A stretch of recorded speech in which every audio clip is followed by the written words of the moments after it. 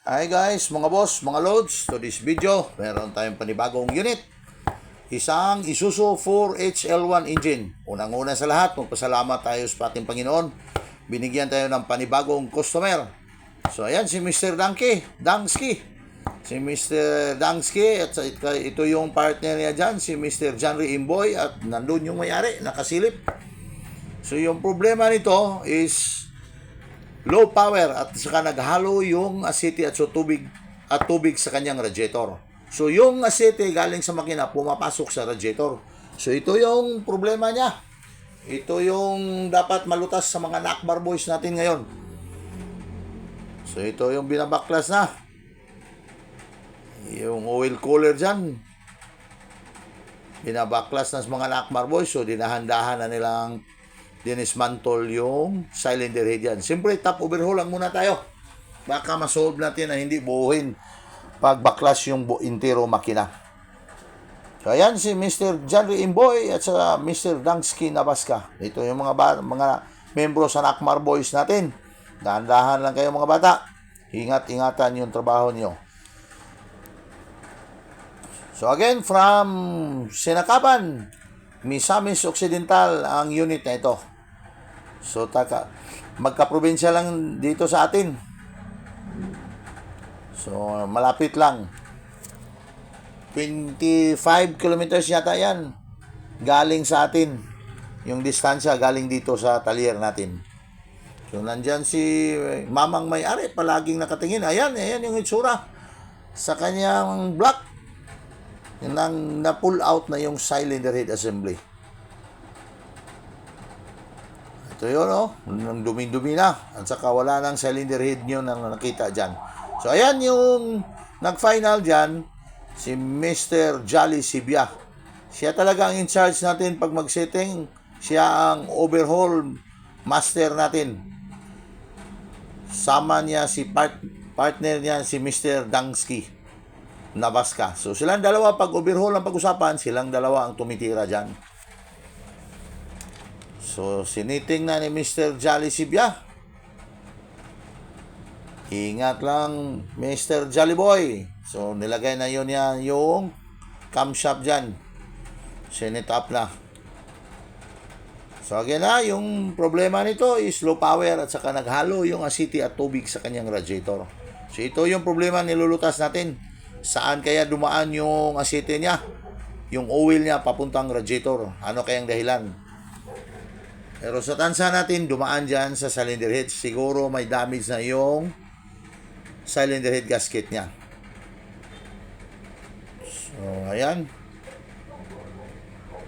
Dinahandahan ng inasimbol ni Mr. Jolly Boy.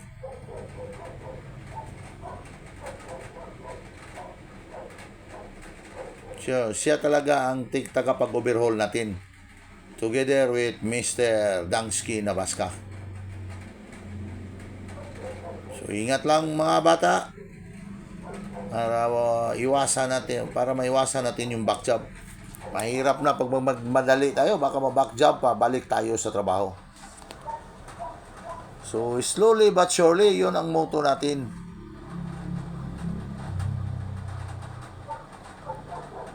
Ayan na, mukhang malapit na. Malapit nang masimbol lahat. Magkaalaman na yung gawa dyan sa mga bata natin, sa mga Nakmar Boys, kung okay ba talaga.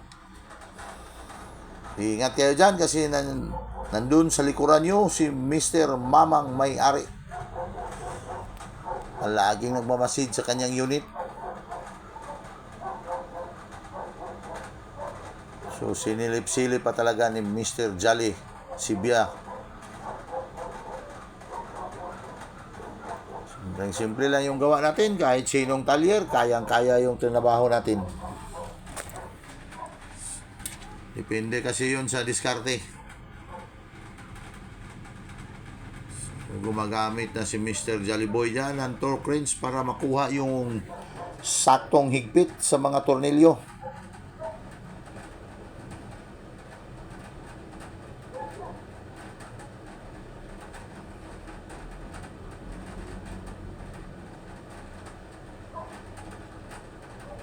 Dito kasi medyo delikado na trabaho. So si Mr. Jollyboy na lang ang natira. Siya na talaga ang magsisit up dyan hanggat mapinis. Medyo malapit ng ano, malapit na talaga kasi po naibalik na 90% sa kanyang cylinder head na ibalik na. So malapit na ito makabalik takbo sa daan yung unit na ito. Si mamang may-ari dyan talagang nakiusap sa atin na priority yung unit niya kasi mawalan siya panghanap buhay araw-araw. Kasi sobrang gamit talaga, isa lang unit niya, wala siyang ibang makargahan. Araw-araw pa naman may biyahe, malulugi daw. Kaya nga, priority natin si Sir, tinulungan din natin si Sir kasi nakiusap eh. Dahan-dahan lang, Mr. Jollyboy. Ilang oras lang yan, matatapos na natin yan. Makabil na tayo. Tsaka makatakbo na yan balik sa daan. Sana masaya si Sir na aalis sa shop natin. Kontento siya sa gawa sa mga Nakmar boys. Kaya nga,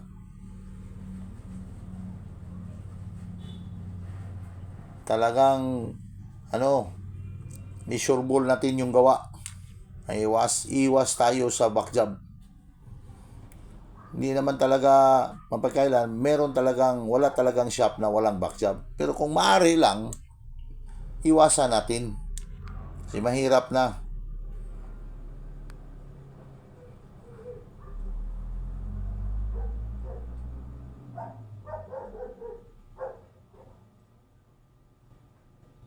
Again, yung gawa natin ngayon, hindi tayo masyadong sakit sa ulo to.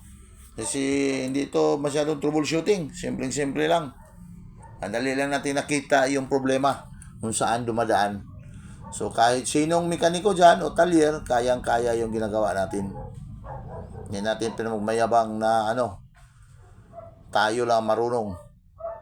Kahit sino dyan, pwedeng gumawa nito. Kapag talagang kursunada nyo. So, pakipapanood na lang sa video namin. Tapusin ang video para magka-idea kung wala pa kayong idea. So, sa mga master dyan, pwede naman kayong mag-skip sa mga video namin kung ayaw niyo kasi marunong na kayo. Walang problema. Yung sa amin lang, hindi pa marunong, gustong matuto, tapusin niyo yung video namin. Ayan na, sinit up na ni Mr. Jollyboy, aka Jolly Sibya. Dahan-dahan lang, Mr. Jollyboy.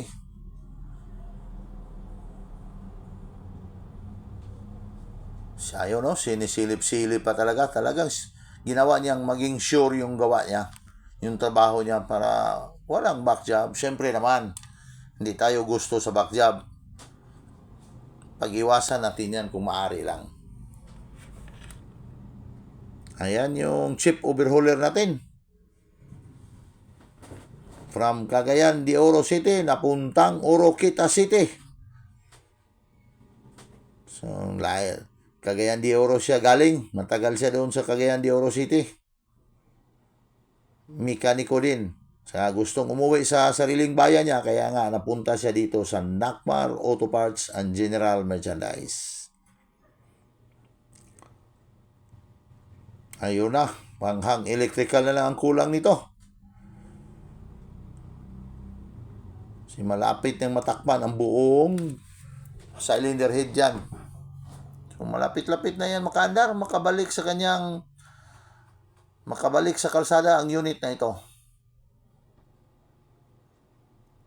Simple lang, 4HL1 engine.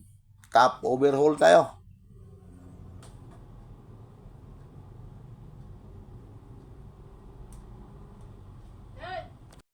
Ayan na. Natakipan na yung buong makina. Malapit na yan makaandar. Ayan, natakipan na sa mga Nakmar boys yung buong makina. So mukhang ipapa-start na nila ito. Maya't maya. Makinig lang tayo dyan. Sa andar, sa tunog ng kanyang makina. Pa-start nila ito. So itong unit na ito, hindi natin na ni-road test kasi medyo na busy yung cameraman natin. At least nakita nyo na napaandar natin yung makina. So ilang sandali lang, paandarin na nila yung makina dyan. Ito na yung itsura sa buong makina. Simbol na talaga. Mukhang matutuwa na yung may-ari nito kasi makabalik na siya sa kanyang hanap buhay. Ayun o. Ayan, try muna, testing muna. So parang pumalya pa, may paltos pa yung unang start na. Dito, makinig na tayo.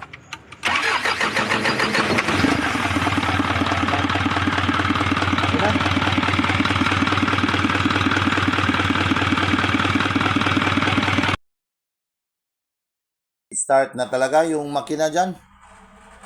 So parang okay na.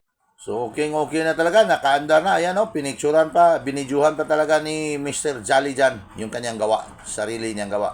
So hindi natin na road test. So yung may-ari na lang talaga nag-road test dyan, hindi na kasama yung mga Nakmar boys.